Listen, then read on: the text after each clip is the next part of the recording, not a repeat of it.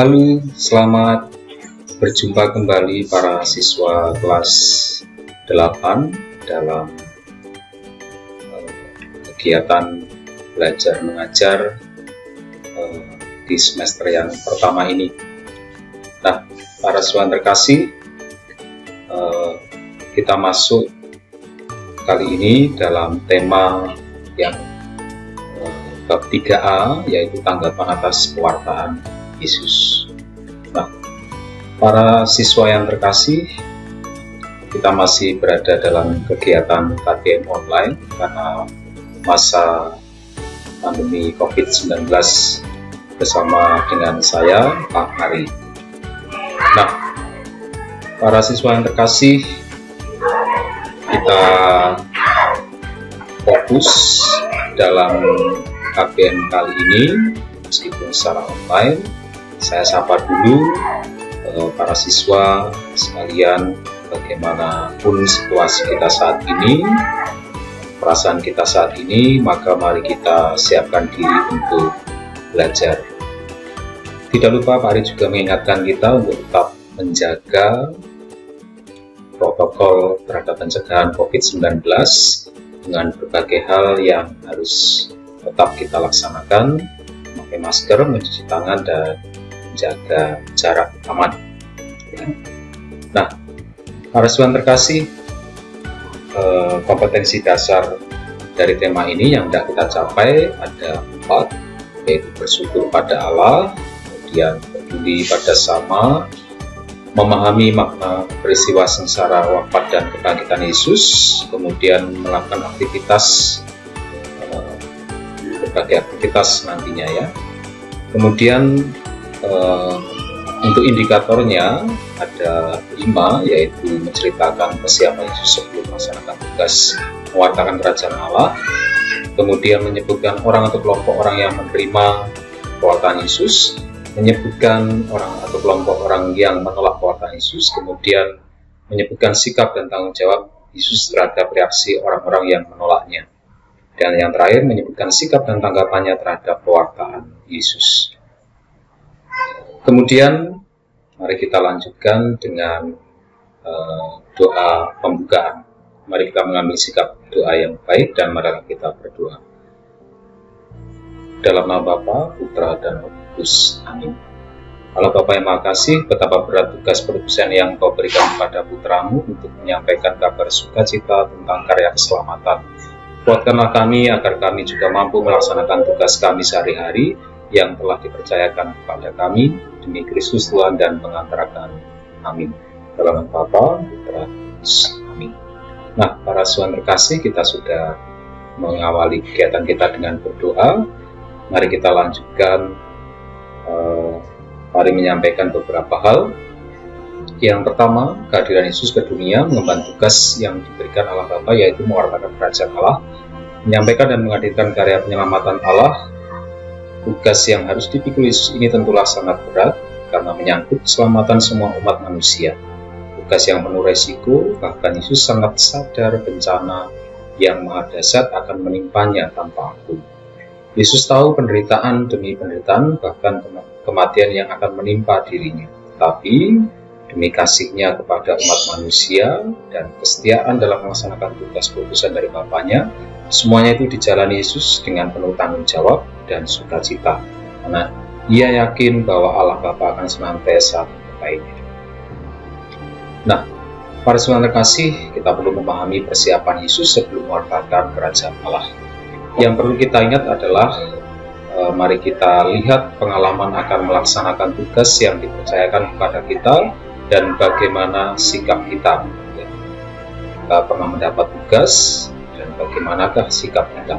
Coba para siswa ingat-ingat kembali tugas yang diberikan oleh orang tua, oleh guru, atau orang lain ya. Kemudian konsekuensi dari suatu tugas yang telah dipercayakan kepada kita, yaitu pemenuhan atas tugas tersebut memerlukan pengorbanan dan berani menanggung risiko atas tugas yang diberikan kepada kita. Ya. Kemudian kita melihat pada saat Yesus mewartakan kerajaan Allah, orang-orang Yahudi sudah mengetahui tentang konsep kerajaan Allah. walaupun pemahaman mereka berbeda-beda. Situasi masyarakat Yahudi pun berbeda-beda, ada yang kaya, ada yang hidupnya cukup, mapan, tetapi lebih banyak anggota masyarakat hidup dalam kemiskinan, diperlakukan secara diskriminatif atau dibeda-bedakan, dan penderitaan di bawah tekanan penjajah, yaitu bangsa Romawi. Ya. Kondisi hidup yang berbeda ini menyebabkan kerinduan akan tegaknya kerajaan Allah yang juga berbeda, ya, membebaskan bangsa Yahudi itu dari penjajahan bangsa Romawi. Ya. Berikutnya, yang kedua, perbedaan-perbedaan itulah yang menyebabkan sikap pro dan kontra, ya, pro dan kontra, setuju dan tidak, menerima dan menolak pewartaan Yesus. Mereka yang menerima pewartaan Yesus tentang kerajaan Allah, kebanyakan dari mereka yang miskin, yang kurang beruntung dalam hidupnya, yang diperlakukan secara diskriminatif, misalnya wanita dan anak-anak. Dan mereka yang tertindas, mereka tidak memiliki kekuatan apa-apa untuk melawan kondisi yang membelenggu hidupnya. Satu-satunya harapan terakhir adalah mengandalkan kekuatan Allah sendiri yang diwujudkan melalui utusannya, yakni Mesias yang telah dijanjikan. Dan pewartaan Yesus menjadi jawaban atas harapan-harapan mereka itu. Kemudian yang ketiga adalah kelompok yang menolak Yesus dan pewartaan Yesus. Justru berasal dari kalangan atas seperti para penguasa, orang kaya yang memeras rakyat, tokoh-tokoh intelektual, ahli Taurat, tokoh agama, imam-imam kepala. Kehadiran Yesus bagi mereka merupakan ancaman yang dapat menghancurkan kewibawaan, kedudukan, dan sumber nafkah hidupnya. Ya. Kelompok yang menolak ini dengan berbagai macam cara dan tipu muslihat berusaha keras untuk melenyapkan Yesus, menyingkirkan Yesus. Ya. Kemudian yang keempat, terhadap penolakan atas pewartaannya, Yesus tidak bersikap memusuhi. Dengan penuh kasih dan kesabaran, Yesus menghadapi reaksi penolakan tersebut disertai dengan penuh penyerahan diri secara total kepada kehendak Bapanya. Bisa dibaca dari Injil Matius ayat 45 ayat 43. Kemudian yang terakhir, sebaiknya kita pun bersikap seperti Yesus. Ketika kita berbuat baik, belum tentu semua orang akan menerima niat baik kita. Pada mereka yang menolak dengan cara yang amat kasar sekalipun, hendaknya kita senantiasa bersikap sabar dan penuh kasih. Ya. Nah, para saudara terkasih, ada beberapa poin. Yang pertama, kehadiran Yesus mewartakan kabar sukacita kerajaan Allah. Ini, namun ada orang yang menerima, ada pula yang menolak. Ya, sama seperti hidup kita saat ini, kalau kita melakukan sesuatu yang baik, pasti ada yang menerima, ada juga yang tidak menerima. Mereka yang menerima pewartaan Yesus, siapa saja tadi, orang miskin dan sederhana, kemudian Yesus bagi mereka adalah pembela dan penyelamat. Ya, bagi orang miskin dan sederhana, mereka Yesus adalah pembela dan penyelamat. Kemudian para pendosa yang mau bertobat. Ya, bagi mereka, Yesus berkenan datang kepada mereka, Yesus mau bergaul dengan mereka juga. Kemudian kaum wanita dan anak-anak, ini bagi mereka, Yesus berkenan hadir, peduli, dan meninggikan derajat mereka. Dan yang terakhir adalah orang-orang sakit, sakit kusta, sakit macam-macam ya, ini yang disembuhkan melalui mukjizat-mukjizat Yesus. Bagi mereka, orang-orang inilah yang secara langsung merasakan kebahagiaan dan kegembiraan atas pewartaan Yesus, terlebih dengan mukjizat penyembuhannya. Ya. Kita lihat materi sebelumnya bahwa Yesus mengadakan mukjizat ada 4 jenis: mukjizat alam, penyembuhan, pengusiran setan, dan kebangkitan. Kita bisa flashback ke belakang. Nah, para saudara terkasih, orang-orang yang menolak pewartaan Yesus siapa saja tadi? Yang pertama, para imam dan ahli Taurat.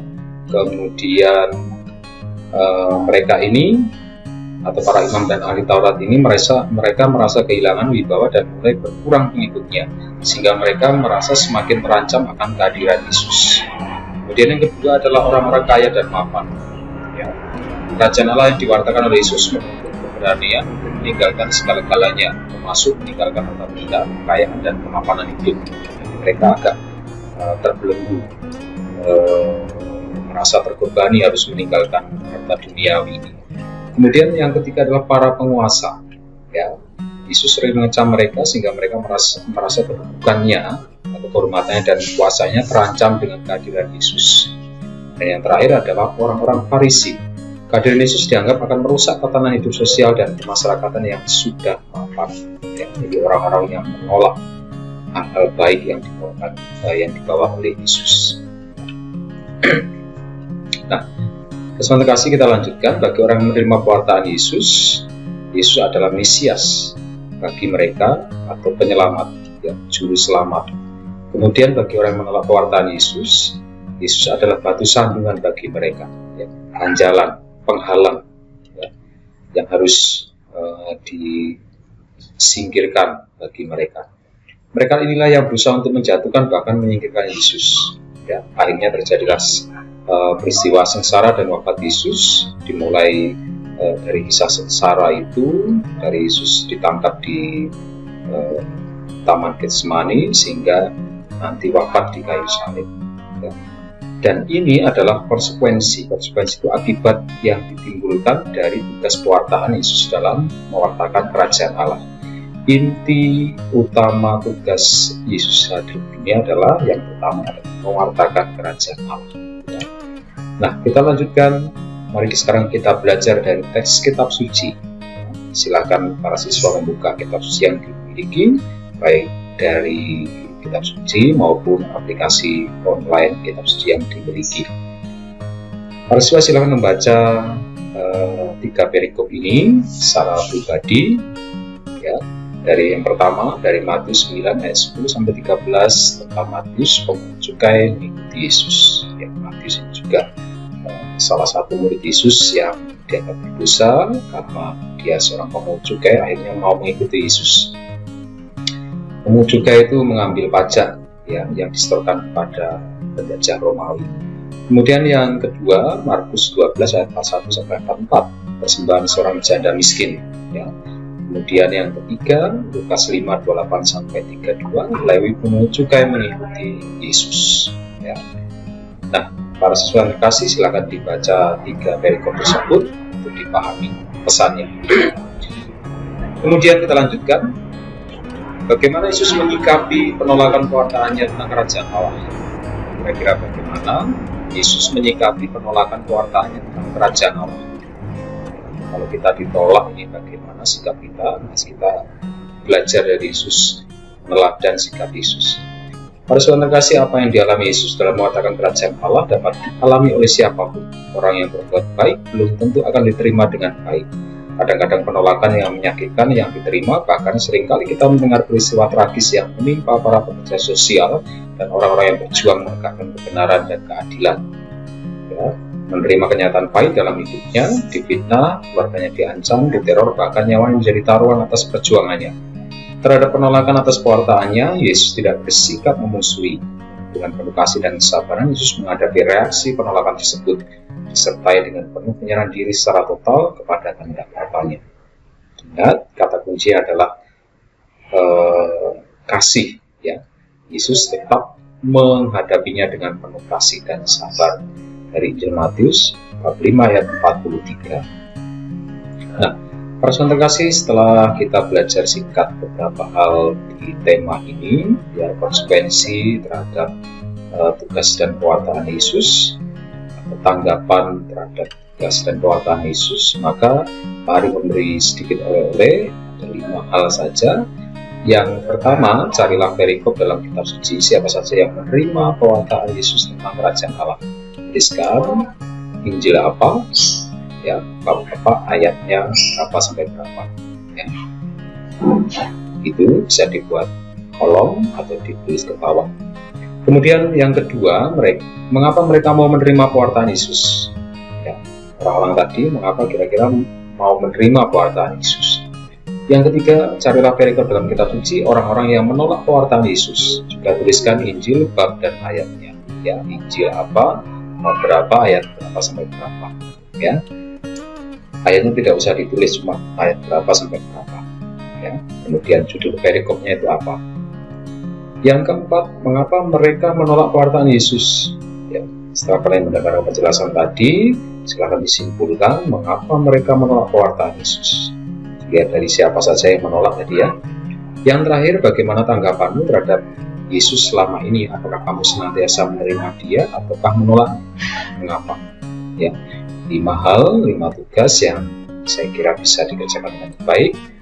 Saya tunggu, Pak Ari tunggu untuk dikerjakan bisa diketik atau ditulis di buku dengan baik, kemudian dikirimkan di Google Classroom ya. Juga bisa para siswa yang lain bisa dikirimkan ke guru agamanya masing-masing ya. Nah, para siswa yang terkasih, jika ada pertanyaan bisa kontak Pak Ari atau bisa menuliskan kolom komentar di bawah ya video ini. Nah, para siswa yang terkasih, demikian perjumpaan kita pada tema ini, tanggapan atau konsekuensi dari tugas pewartaan Yesus. Semoga dengan video ini, perjumpaan singkat kita ini dalam KBN ini sedikit membantu kita untuk memahami materi. Baik, marilah kita tutup perjumpaan kita ini dengan berdoa. Marilah kita berdoa dalam nama Bapa, Putra, dan Roh Kudus. Amin. Allah Bapa terkasih, puji dan syukur atas berkat-Mu pada pertemuan kali ini. Kini para siswa-siswi kami sudah belajar tentang tema tanggapan atau konsekuensi dari pewartaan-Mu. Bukalah hati kami untuk dapat bersikap dengan baik, menerima kabar keselamatan pewartaan kerajaan Allah yang Yesus wartakan kepada kami. Berkatilah kami semua agar senantiasa sehat bersama keluarga kami di rumah. Amin. Kemuliaan kepada Bapa dan Putra dan Roh Kudus, seperti pada permulaan, sekarang, selalu, dan semuanya setelah abad. Amin. Karena Bapa, Putra, Kudus. Amin. Baik para siswa yang terkasih, terima kasih perjumpaan kita pada kali ini. Terima kasih atas segala perhatiannya. Salam untuk keluarga, tetap sehat dan tetap semangat dalam belajar. Dadah.